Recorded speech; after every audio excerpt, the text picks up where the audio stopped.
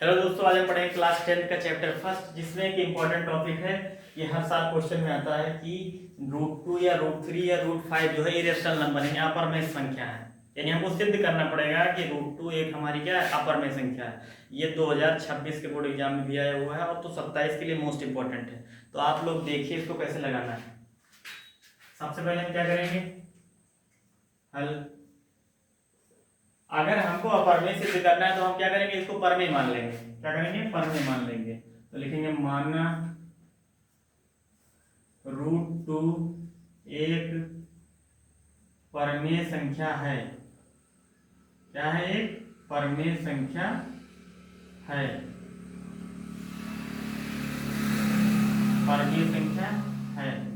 जो हमने परमेय मान लिया, तो परमेय की आपको डेफिनेशन पता है कि जिसको P अपॉन Q के रूप में या A अपॉन B के रूप में लिखा जा सके उसे क्या कहते हैं, परमेय संख्या। जहाँ पे Q नॉट इक्वल टू 0 होना चाहिए, P Q इंटीजर होना चाहिए। तो सबसे पहले हमने मान लिया है, अगर हमने अपरमेय को परमेय माना है तो परमेय वाली कंडीशन भी लगानी पड़ेगी। तो हम इसको क्या लिख सकते हैं, √2 को लिख सकते हैं P अपॉन Q के बराबर।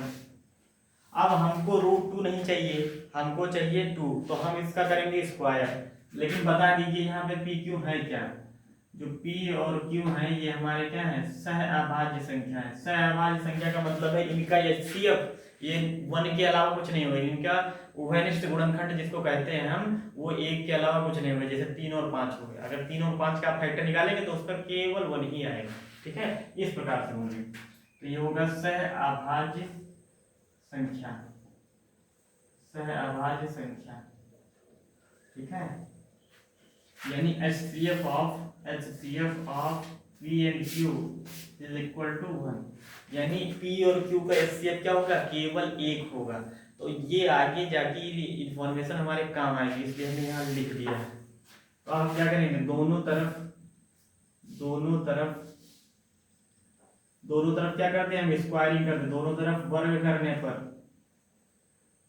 करने पर ठीक है। तो जब हमने वर्ग कर दिया तो ये √2 का जब वर्ग करेंगे तो ये 2 बाहर आ जाएगा, ये P² अपॉन Q² हो जाएगा। ये 2 बराबर हो जाएगा P²/Q²। और हम क्या कर रहे हैं, Q² बराबर लिख देंगे P²/2। ये हमारा एक क्या बन गया, समीकरण बन गया। इसको समीकरण फर्स्ट मान लेंगे। अब समीकरण फर्स्ट में हम ये देख रहे हैं, अगर कोई भी चीज किसी के स्क्वायर को डिवाइड करती है तो वो क्या करेगी, उस संख्या को डिवाइड करेगी। जैसे मान लीजिए कि 2 का स्क्वायर कितना है, 4 है। ठीक है, अगर मान लो 2, ऐसे समझिए आप, जैसे मान लो 2 है। ठीक है, वो किसको डिवाइड कर रहा है, अगर कोई चीज 16 को डिवाइड कर रही है, मान लो 2 16 को डिवाइड कर रहा है तो कितना आएगा, 8। ठीक है, तो 16 किसका स्क्वायर है, 4 का। तो बताओ 4 को भी तो 2 कर देगी, नहीं करेगी, 2 आ जाएगा। यानी अगर कोई भी संख्या किसी के स्क्वायर को विभाजित करती है तो उस संख्या को भी विभाजित करेगी। वही वाली कंडीशन यहाँ लगाएंगे। तो हम लिखेंगे चूंकि 2 जो है P² को विभाजित करता है। ऐसे लिखेंगे क्योंकि, या ऐसे कर लो, क्यों, चूंकि P² 2 से विभाज्य है। क्या है, विभाज्य है।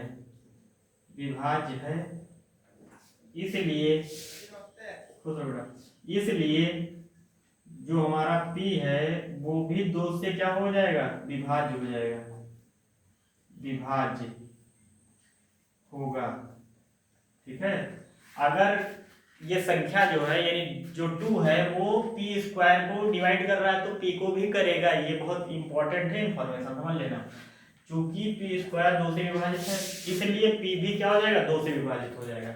अब अगर 2 से विभाजित होगा, मान लीजिए कि 6 2 से विभाजित हो रहा है, यानी 6 में कुछ 2 का फैक्टर होगा, गुणनखंड होगा, नहीं होगा, यानी 2 गुणनखंड रहा होगा, तभी तो ये पूरा कट जाता है 3 से।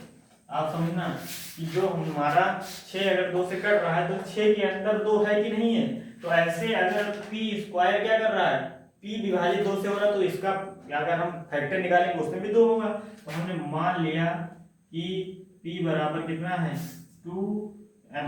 क्या है, 2m है। हमने माना है, लेट किया है, ठीक है।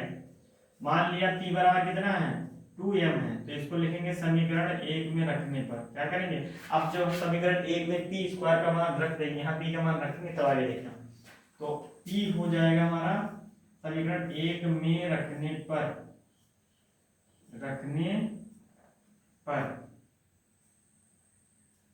हमने क्या कर दिया, p का मान यानी p का मान जो 2m था उसमें हम रख दिया फर्स्ट में, q स्क्वायर बराबर ऐसे रहा, ये हो जाएगा 2m का स्क्वायर अपॉन ये हो जाएगा 2, ठीक है।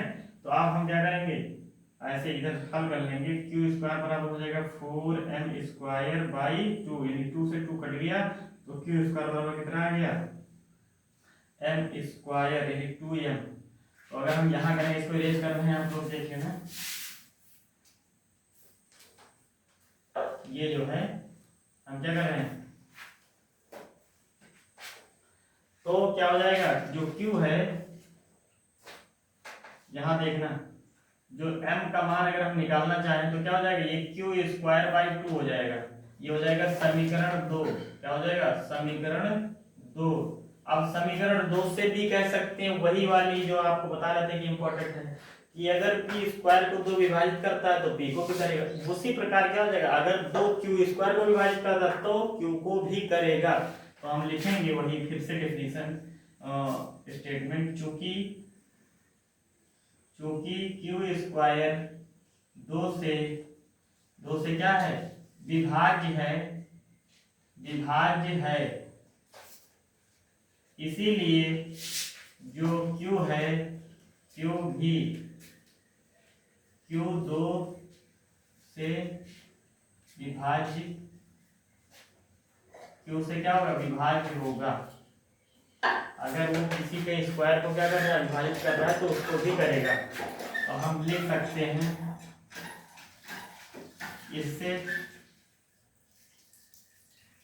इससे मालूम होता है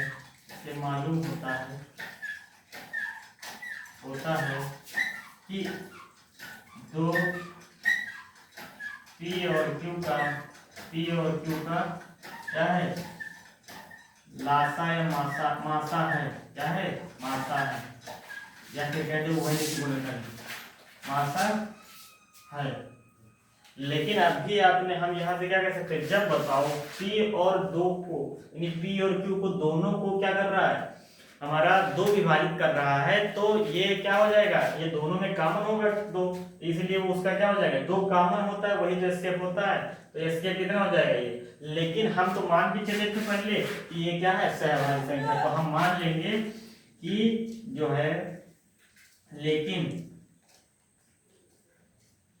हमने माना था कि p और q का HCF केवल 1 होगा। हमने क्या माना था कि जो p और q है इसका HCF केवल क्या होगा 1 होगा। तब जब हमने मान लिया 1 होगा तो ये 2 कहां से आ गया, इसका मतलब हमने माना गलत था। तो हम लिख देंगे अतः हमारी कल्पना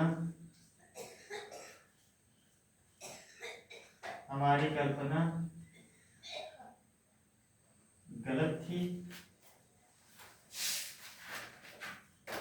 इसलिए जो हमने क्या कर लिया, हमने पहले मान लिया ये परमेय है, लेकिन परमेय वाली कंडीशन ही नहीं बन रही है, तो क्या हो जाएगा ऑटोमेटिक ये क्या हो जाएगी अपरमेय हो जाएगी। इसलिए √2 एक क्या हो जाएगी अपरमेय संख्या है। आप भाषा को अपने अनुसार लिख सकते हैं, बस हम समझाने का प्रयास कर रहे हैं कि जिससे आपके दिमाग में पहुंच जाए कि यहाँ कैसे करना है। आप लैंग्वेज को बदल के लिख सकते हैं। √2 एक अपरमेय संख्या है, ठीक है। तो सबसे पहले हम क्या करेंगे, अगर कोई भी संख्या √2 की जगह √3 √5 √7 √11 हो सकता है, लेकिन आपको प्रोसीजर पूरा सेम लगाना है, बस चेंज कहां पे होगा, यहाँ पे होगा। जब आप p या q बराबर मानेंगे तो जो दे रखा है उसी का मल्टीपल यहाँ पे मानेंगे, ठीक है। तो हम सबसे पहले मान लेंगे अगर किसी भी संख्या को अपरमेय सिद्ध करना है, सबसे पहले मानेंगे वो परमेय है, यानी किसी को अगर चोर सिद्ध करना है तो पहले आप ये सिद्ध कर दीजिए कि वो ईमानदार है। अगर ईमानदार नहीं होगा तो ऑटोमेटिक वो चोर बन जाएगा। इसी प्रकार अगर हमें अपरमेय सिद्ध करना है, सबसे पहले परमेय करेंगे। अगर परमेय कंडीशन नहीं होल्ड कर रहा है तब क्या हो जाएगा, वो अपरमेय हो जाएगा।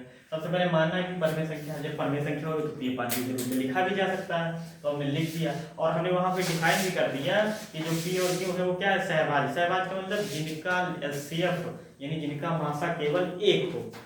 हमने दोनों तरफ वर्क कर दिया क्योंकि हमको टू नहीं, √2 नहीं चाहिए, केवल 2 चाहिए, तो हमने 2 यहाँ पे लिया, समीकरण 1 बन गया। अब इससे ये देख रहे हैं कि जो पी स्क्वायर को 2 विभाजित कर रहा है, तो अगर पी स्क्वायर को 2 विभाजित कर रहा है तो 2 जो है पी को भी करेगा। यानी हमने बताया था कि अगर कोई भी संख्या मान लो 2 16 को कर रहा है तो 16 क्या है, 2 4 का है स्क्वायर, तो 4 को भी तो 2 करेगा।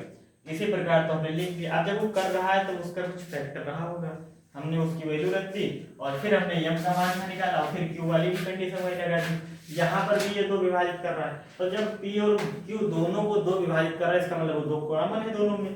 तो हमने कह दिया इससे मालूम होता है कि जो पी और क्यू का क्या है, मासा है। लेकिन हमने माना था कि पी और क्यू का मासा केवल 1 है ऊपर, ठीक है। तो अतः हमारी कल्पना गलत थी, इसलिए √2 ये क्या है, अपरमेय संख्या। अगर आए ये लॉन्ग में आता है, 4 नंबर में आएगा, 6 नंबर में आएगा, 2 में भी आएगा। अगर इस तरीके से आएगा तो आप अपने अनुसार लैंग्वेज को कुछ काट कर सकते हैं, लिख सकते हैं, लेकिन ये बहुत ही इंपॉर्टेंट है, हर साल आता है। तो आई होप समझ में आया होगा। अगर आएगा तो आपको ऐसे ही लगाना है। धन्यवाद।